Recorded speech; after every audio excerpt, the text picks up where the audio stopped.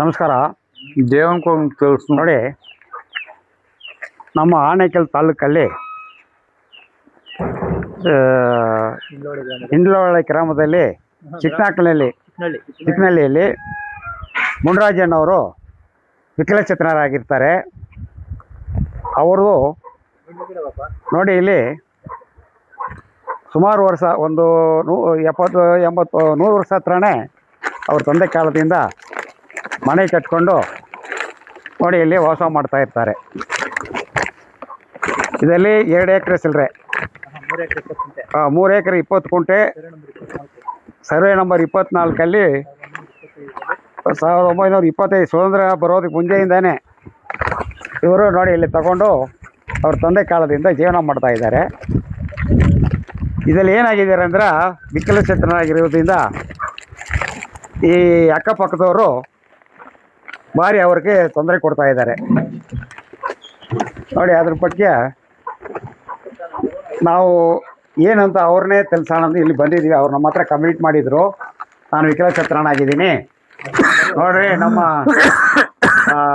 ಸಂಘದಿಂದ ನಮಗೆ ಇದು ಮಾಡಿ ಅಂತ ಬಂದು ನಮಗೆ ಕಮ್ಯುನಿಟ್ ಮಾಡಿದರು.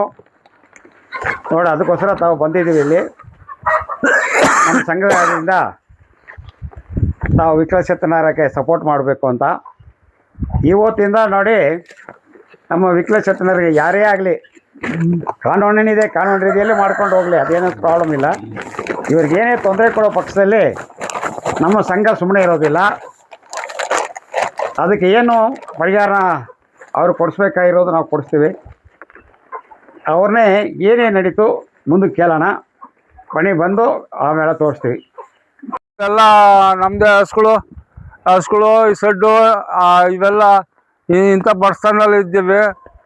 ಇವೆಲ್ಲ ನೋಡಿಕೊಂಡು ಈ ರೀತಿಯಲ್ಲಿ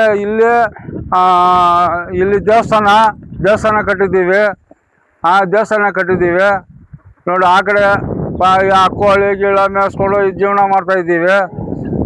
ಇಲ್ಲಿ ನಮ್ಗೆ ಏನು ಅನುಕೂಲ ಇಲ್ಲ. ಇಲ್ಲಿ ಭೂಮಿ ಕಳ್ಳರು ಜಾಸ್ತಿ ಆಗೋಗ್ಬಿಟ್ಟವ್ರೆ. ಇವಾಗ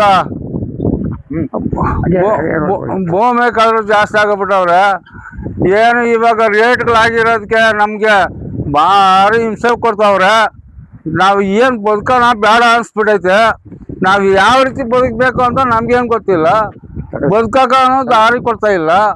ನಾವು ಯಾವ ರೀತಿ ಇರಬೇಕು ಇಂಥ ಜಾಗದಲ್ಲಿ ನಮಗೆ ಬೇಡ ಅನಿಸ್ಬಿಟ್ಟೈತೆ. ನಾವು ಜೀವನ ಬೇಡ ಅನಿಸ್ಬಿಟ್ಟೈತೆ. ನಮ್ಗೆ ಹೆಂಗೆ ಅಂತ ಕಾಲ ಮಾಡಬೇಕು ಅಂತ ನಮಗೆ ರಕ್ಷಣೆ ಬೇಕು. ಆ ರಕ್ಷಣೆ ಏನೋ ನೀವು ದಯವಿಟ್ಟು ಸ್ವಲ್ಪ ರಕ್ಷಣೆ ಕೊಟ್ಟರೆ ನಮಗೇನೋ ಒಂದು ಅನುಕೂಲ ಆಗುತ್ತೆ, ಏನೋ ಒಂದು ಸಹಾಯ ಮಾಡಿಕೊಟ್ಟಂಗೆ ಆಗುತ್ತೆ. ನಾವು ಏನು ಮಾಡೋ ಅಂಥ ಪರಿಸ್ಥಿತಿಯಲ್ಲಿದ್ದೀವಿ.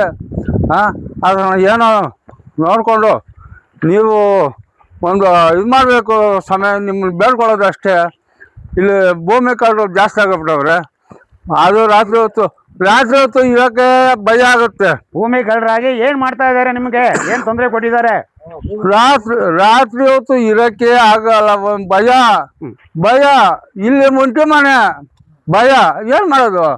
ರಾತ್ರಿ ಎಲ್ಲ ನಿದ್ದೆ ಹೋಗಲ್ಲ, ನಿದ್ದೆ ಇರೋಲ್ಲ. ಬೆಳಗ್ಗೆ ಹೊತ್ತು 1 ಅವರ್ ನಿದ್ದೆ ಹೋಗ್ಬೇಕು. ಇಲ್ಲಿ ಹಸ್ಗಳು ಮೇಯಿಸ್ಕೊಂಡಿರ್ಬೇಕು. ಭಯ ಆಗುತ್ತೆ ಅಂದರೆ ಈ ಮೊನ್ನೆ ನೋಡಿದ್ರೆ ಒಂದು 2 ಸತಿ ಕಲ್ಗಳು ತೂರಾಟ ಎಲ್ಲ ಬಂದು ಅಲ್ಲಲ್ಲಿ ಬಂದು ಕುತ್ಕೊಂಡಿರ್ತಾರೆ.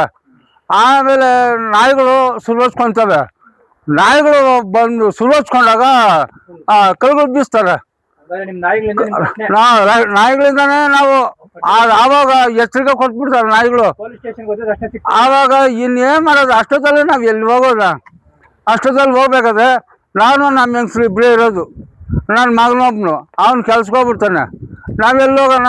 ಅಷ್ಟೊತ್ತಲ್ಲಿ ನಾನು ಅಲ್ಲಿ ದಾರಿಗೆಲ್ಲ ನಾವು ಸ್ಟೇಷನ್ಗೆ ಹೋಗ್ಬೇಕಂತ ಹೋಗ್ಬೇಕಾದ್ರೆ ಏನಾಗುತ್ತೆ? ಯಾರನ್ನ ಏನಾರ ಕಲ್ಲಲ್ಲಿ ಬಿಸ್ಬಿಡ್ತಾರೆ ನಾನು ಅಂತ ಭಯ. ನಮ್ಮಪ್ಪ ಸ್ವಲ್ಪ ಆವಾಗ ಇದು ಮುನಸ್ಪುರನು ಆವಾಗ ಪೂಜೆ ಮಾಡ್ತಾ ಇದ್ದ ಚಿಕ್ಕದಾಗಿ. ಆಮೇಲೆ ನಮ್ಮ ಅಪ್ಪನ ಹೆಸರು ಇರಲಿ, ನಮ್ಮ ಅಪ್ಪನ ಹೆಸರು ಹಾಳು ಮಾಡಬಾರ್ದು ಅಂದ್ಬಿಟ್ಟು ನಮ್ಮ ಅಪ್ಪನ ಹೆಸರು ಕಟ್ಟಿದ್ದ. ಅದು ಬಂಡೆ, ಫಸ್ಟು ಬಂಡೆ ಇವಾಗ ಬಂದು ಪರಿಶೀಲನೆ ಮಾಡಲಿ. ಇವಾಗ ಬಂಡೆಗಳು ಇರೋದು, ಸುತ್ತು ಬಂಡೆಗಳು ಇರೋದು, ಪರಿಶೀಲನೆ ಮಾಡಲಿ, ಬಂದು ನೋಡಲಿ. ಆಮೇಲೆ ಏನಾಯ್ತು, ನಾನೇ ಮಾಡಿದೆ, ನಮ್ಮ ಅಪ್ಪನ ಹೆಸರು ಹಾಳು ಮಾಡಬಾರ್ದು, ಏನೋ ಒಂದಷ್ಟು ಗೂರ್ನಿಲ್ಲ ಕಣ, ಏನೋ ದೇವ್ರ ಕೈ ಮುಗಿಯೋಕ್ಕೆ ಅಂತ ಒಂದು ಇವಾಗ ಮಾಡ್ತಾ ಇದ್ದೀನಿ. ಇನ್ನೂ ಮಾಡಿಲ್ಲ, ಮುಗಿಸಿಲ್ಲ. ಏನು ನೋಡಿ ಹಿಂಗೆ ಅರ್ಧಕ್ಕೈತೆ. ಈ ಥರ ಮಾಡ್ಕೊಂಡಿದ್ದೀನಿ.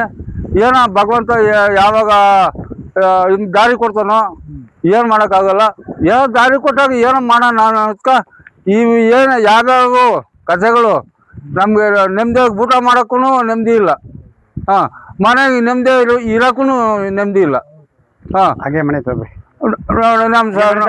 ನಮ್ಮದು ಮನೆ ನೋಡಿ, ಇದು ಏನೋ ಅಷ್ಟು ಗೂರ್ನಿಲ್ ಹಾಕ್ಕೊಂಡಿದ್ದೀನಿ.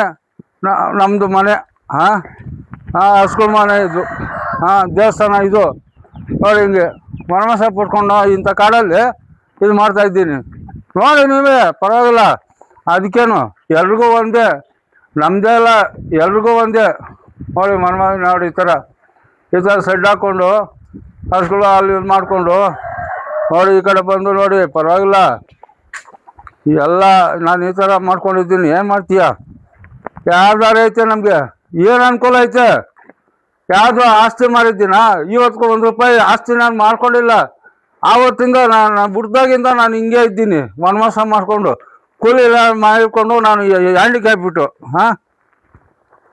ಹ್ಯಾಂಡಿಕ್ಯಾಪಿಟ್ ನಾನು ಕೂಲಿನಲ್ಲಿ ಮಾಡಿಕೊಂಡು ನಮ್ಮ ಹೆಂಗಸರು ಕೂಲಿಗೆ ಹೋಗೋದು, ನಾನು ಸುಮೇಸೋದು, ಈ ಥರ ವನವಾಸ ಪಟ್ಕೊಂಡು ಈ ಥರ ಜೀವನ ಮಾಡ್ತಾಯಿದ್ದೀವಿ. ಏನು ಮಾಡೋಣ? ಯಾರು ನಮಗೆ ರಕ್ಷಣೆ? ನಮ್ಮ ಆನೇಕಲ್ ತಾಲೂಕಲ್ಲಿ ನೋಡಿ, ವಿಕಲಚೇತನರಾಗಿರೋದಕ್ಕೆ ನೋಡಿ ಇಷ್ಟು ತೊಂದರೆ ಕೊಟ್ಟು ಪಾಪ ನಮ್ಮ ಹತ್ರ ನಮ್ಮ ಅಸೋಸಿಯೇಷನ್ ಕಂಪ್ಲೇಂಟ್ ಕೊಟ್ಟು ನಮ್ಮನ್ನು ಕರೆಸಿ ನೋಡಿ ಕಷ್ಟ ಸುಖ ಹೇಳಿದ್ದಾರೆ. ದಯವಿಟ್ಟು ನಮ್ಮ ಆನೇಕಲ್ ಪೊಲೀಸ್ನವ್ರಿಗೆ ಫಸ್ಟು ನಾವು ಹೇಳ್ತಾ ಇರೋದು, ಸಿವಿಲ್ ಮ್ಯಾಟ್ರು ಒಂದು ರಾಜಕೀಯದವರು ಕೈ ಹಾಕ್ತಾರೆ ಅಂದ್ಬಿಟ್ಟು ಇವ್ರನ್ನ ಕರೆದು ಕುಂಡ್ರಿಸೋದೇ ಆಗಲಿ, ಇನ್ನೊಂದು ಮಾಡೋದೇ ಆಗಲಿ, ಕೋರ್ಟಲ್ಲಿ ಹೈಕೋರ್ಟಲ್ಲಿ ಸ್ಟೇ ಆಗಿದೆ. ಮತ್ತು ಇವ್ರನ್ನ ವಿಚಾರಣೆ ಕರೆಸ್ತೀನಿ ಅಂದ್ಬಿಟ್ಟು ಕರೆಸಿ ಸಾಯಂಕಾಲ ಗಂಟೆ ಇಟ್ಕೊಳ್ಳೋದು, ಅವರು ತೊಂದರೆ ಕೊಡೋದು, ಮನಸ್ಸು ನೋವು ಹಂಗೆ ಮಾಡಿದ್ರಂದ್ರೆ ಖಂಡಿತವಾಗಿ ನೀವು ನಮ್ಮ ಕೋರ್ಟ್ಗೆ ಬರಬೇಕಾಗ್ತದೆ. ಇದು ಲಾಸ್ಟಾಗಿ ನಾವು ಹೇಳ್ತಾ ಇದ್ದೀವಿ. ನಮಸ್ಕಾರ.